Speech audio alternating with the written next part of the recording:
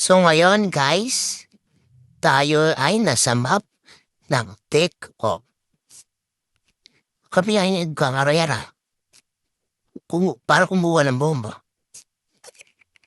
And tuturuan ko kayo kung bakit mahalaga ang dead silence. Kasi ako, camper. Tingnan mo nilagawa ko. Nagkakampo ko.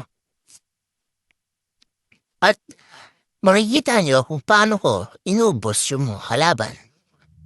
1v5. Ito, sa moment na yan, namatay yung kampi kong may hawak ng bomba. So yun, inubos ko muna yung mga palabang nasa paligid. Check. Sabi nga nila, check the perimeter. Ganyan, kinuha ko ng bomba. Kasi alam ko naman nawala na eh.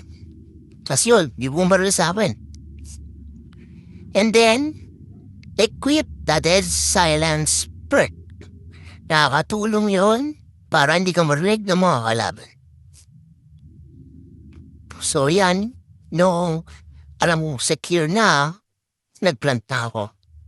Siguro mga 1 minute pababa. And naparil ulit ako. Pero hindi ko iniinda. The priest lang naman yun eh. And then walk. Kaya wala namang narinig yung mga kalaban. Pero sila naririnig ko. Yun yung katandaan sa dead silence. So dito ako pumesto para pag dinatip na yung bomba, marinig ko kahit di ko nakikita. Lika Stormboy, doon doon, narinig kong dinatip na, nilapitan ko na. Then, other killer drone, tinamaan.